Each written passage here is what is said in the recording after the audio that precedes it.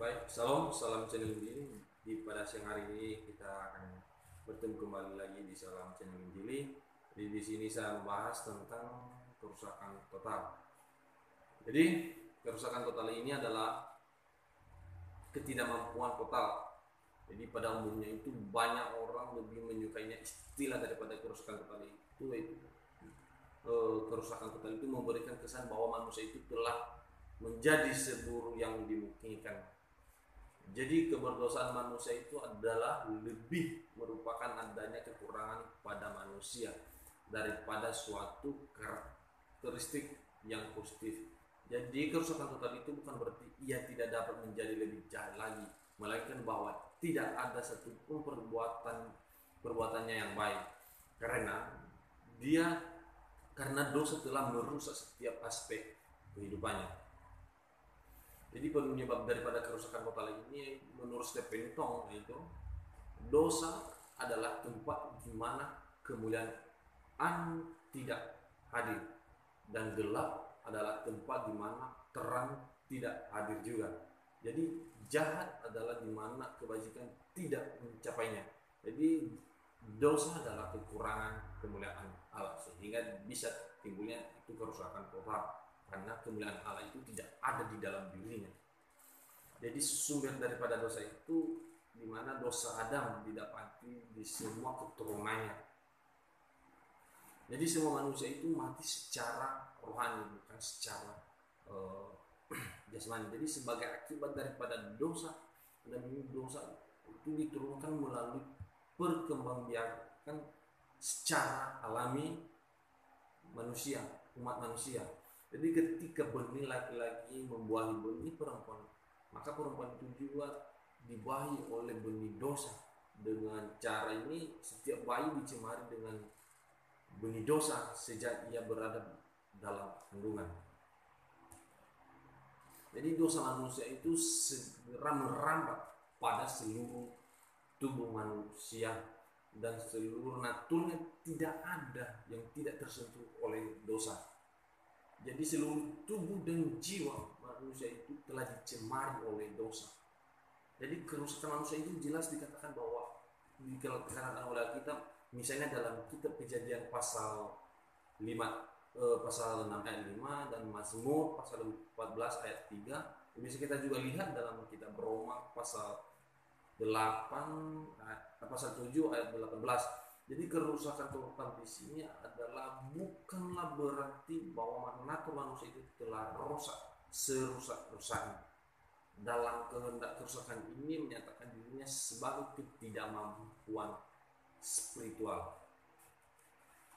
Jadi dampak daripada kerusakan total ini jadi sebagai akibat perbuatan mereka melanggar daripada kepercayaan dan perintah Allah, maka mereka itu telah menempatkan diri pada sisi yang salah dari Allah dan telah menjadi seteru dengan Allah. Dalam kasus Adam dan Hawa, kepercayaan, kasih, keyakinan serta keakraban hubungan diganti dengan menjadi ketakutan. Aturan mereka memiliki hubungan kepada Tuhan, hubungan erat dengan Tuhan. Jadi karena manusia telah dicemari oleh dosa, Adam dan Hawa telah jatuh dalam dosa, maka apa yang telah terjadi pada saat itu ketakutan, kengerian serta usaha untuk mengelak kepada Allah. Jadi dampak daripada kerusakan total itu berdasarkan atas sifat manusia. Jadi ketika Adam dan Hawa saja diciptakan, mereka itu bukan saja tidak bersalah, tapi mereka juga kudus. Mereka itu tidak memiliki sifat yang berdosa.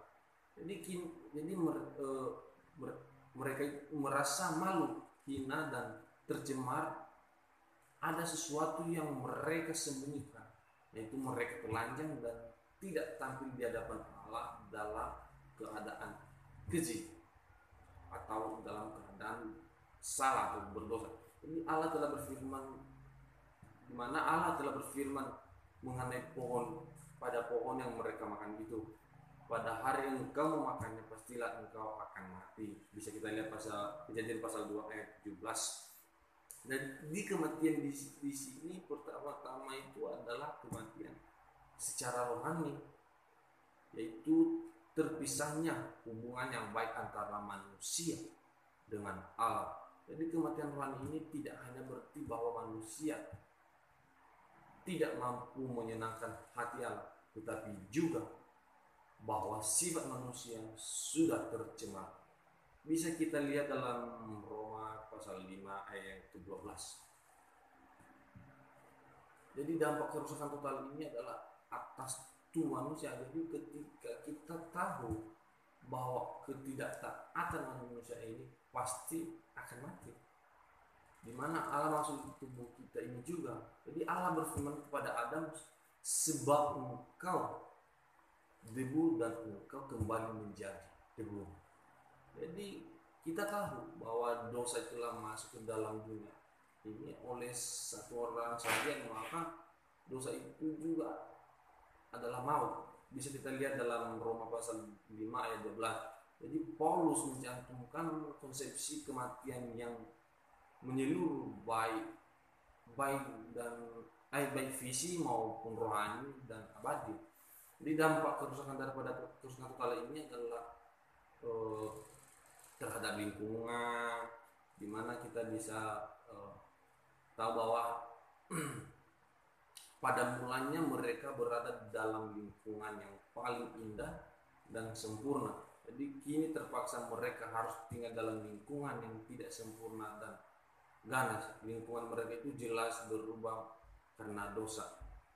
Jadi contohnya ketika kita berada di suatu lingkungan yang baik, maka kita juga akan menghasilkan buah yang baik. Jadi ketika kita juga berada dalam lingkungan yang tidak baik, maka kita juga pasti akan ikut terpengaruh. Jadi disitulah sama juga kita berteman kepada teman kita. Ketika kita berteman kepada orang yang baik, maka kita juga akan bersifat baik. Jadi menjadi kesimpulan daripada kerusakan total ini adalah di mana kerusakan pada diri manusia itu setelah kejatuhan besar akibat dalam kehidupan manusia, terutama manusia tidak dapat melakukan dan memahami keinginan kebaikan dalam dirinya.